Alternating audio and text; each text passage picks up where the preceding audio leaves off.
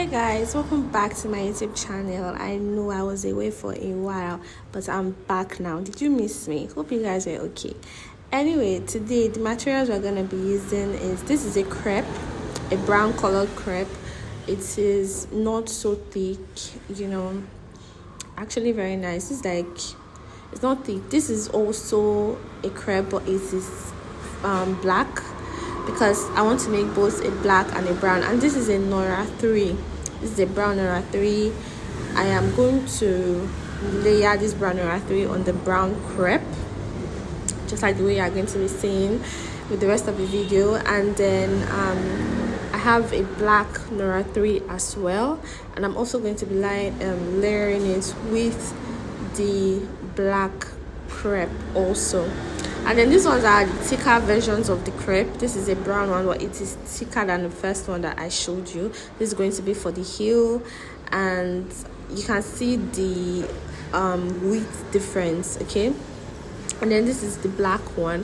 This is going to be the heel for the black one, and then of course the template that I will be using. However, I'm going to adjust this template a little, just make it a bit longer, just a little bit. So I'm just going to do that. Anyway, let's dive right into the video. So let's start with the brown one. Okay, so I'm just going to draw out. I already marked where, or the centimeter I'm adding to it, so I'm just going to mark it out. And then when I get to the middle, I don't know if you understand, like the middle part, right, I would adjust a little downwards and then continue with the markings. Okay, it's actually very simple. You do not just make it so long, just adjust a little by little, bit by bit.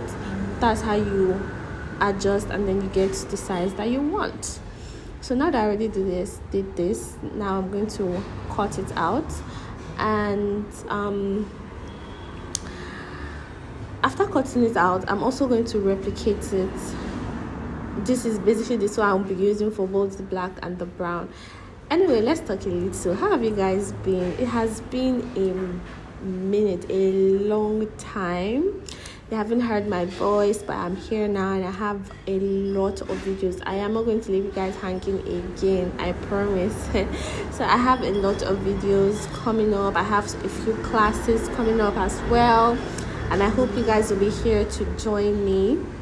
Anyway, this is just a very small comeback video, right?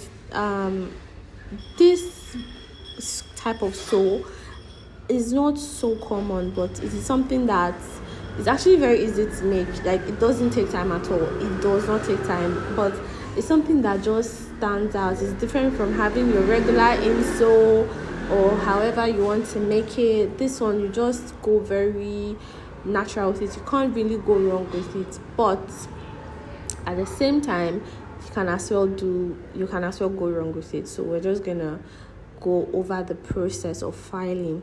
Speaking of which, right, so I figured those people that there are some people, when they want to make their insole, they make the insole first and then welt it. And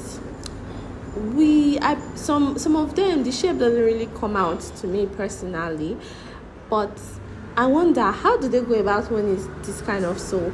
Because usually I am used to making the actual size of the sew and then making my insole from there. Anyway, back to what we are doing. Of course, if you're watching my videos, we know this part. We have to apply a little gum, just a little. Mind you, this thing, it is not filed, okay? It is not filed. I just added a little gum so I can place the soles together. What I mean is the left leg and the right leg, place them together so I can file and process them, and it is the same size, equal size, so that one leg is not too big or shapeless, and then the other leg is too small and has the perfect shape, So when you're able to do this, you get the perfect size, which is why I love doing this.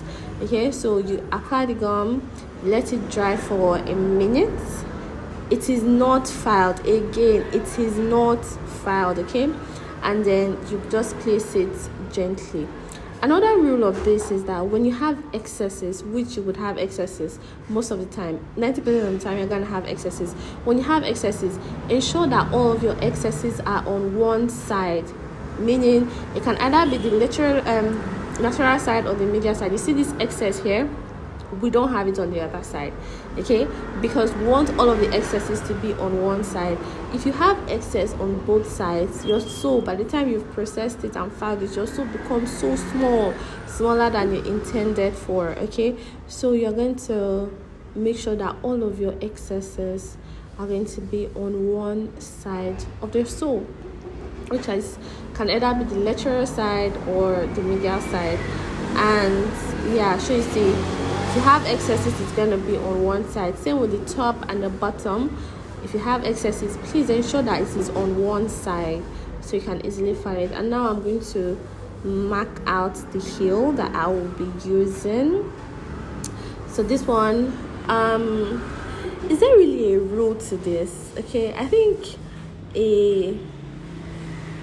2.5 inches or 3 inches works fine for heel, because I don't like the heels to be very small. I have seen sandals or shoes or whatever that the heels are so small. I do not like it, okay. So I think 2.5 inches or 3 inches is perfect, okay. It's actually perfect for it.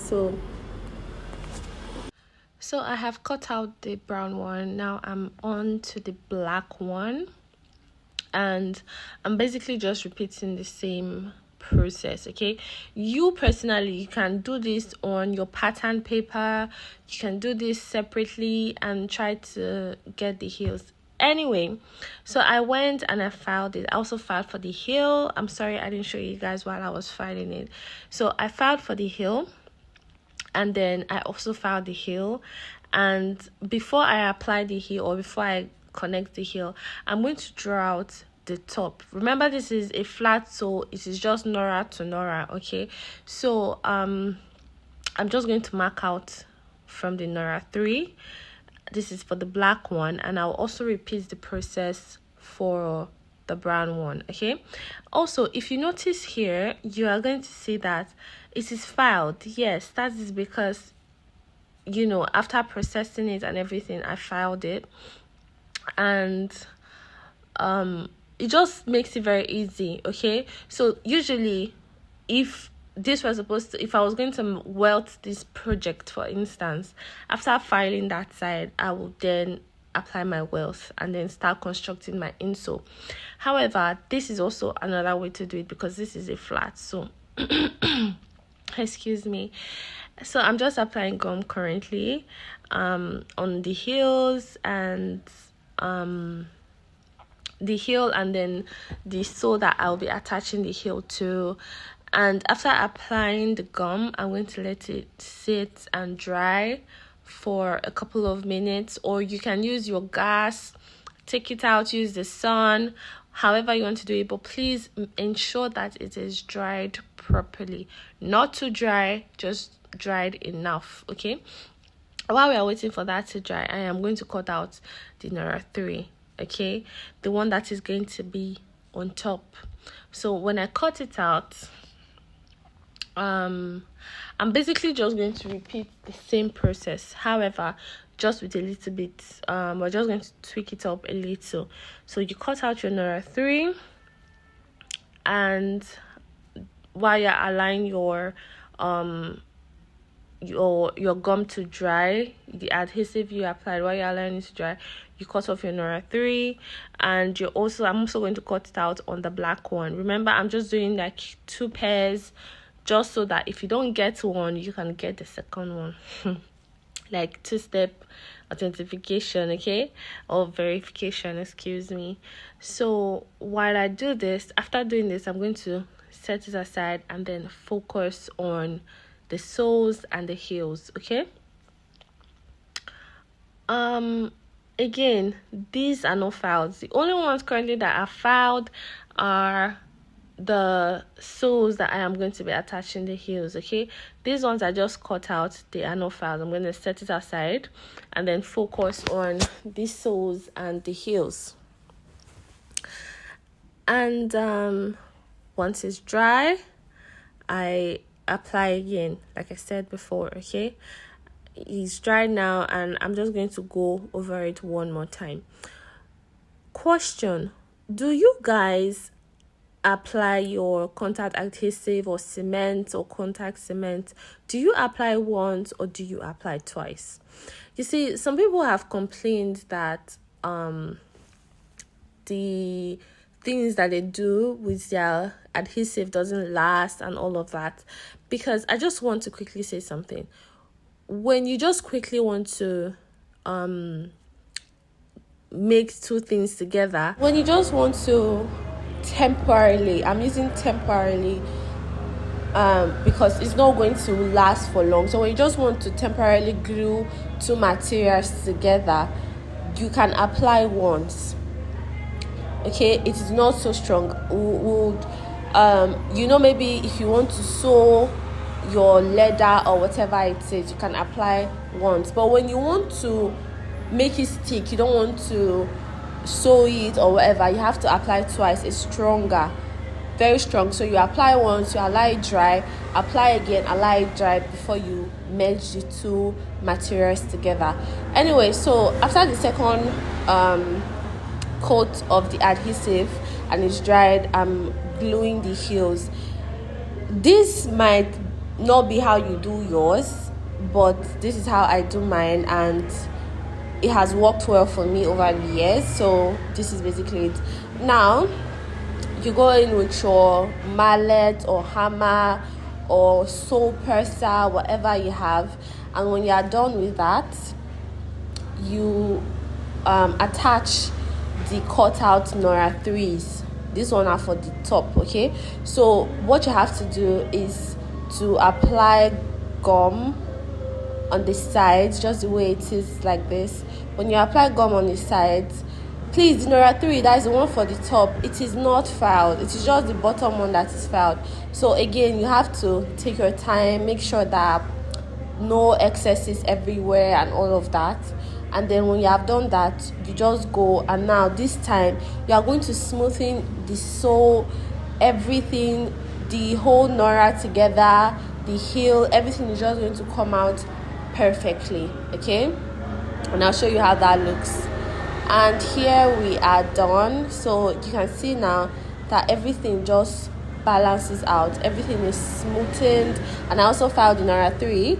Everything is just so smooth and looking very nice. So you can go ahead, put in or put on any pattern of your choice. And that's basically it. I'll also show you the various ways I have used this type of sew. Okay, I'll show you shortly, but this is basically it. Okay, this is like the one for the Nora 3. You can see how it looks. Basically the crepe is beneath and then Nora 3 on top, and then this one is kind of like an old pair. Same thing with this. Okay, so this is how it is going to look. Thank you guys for watching. Love you.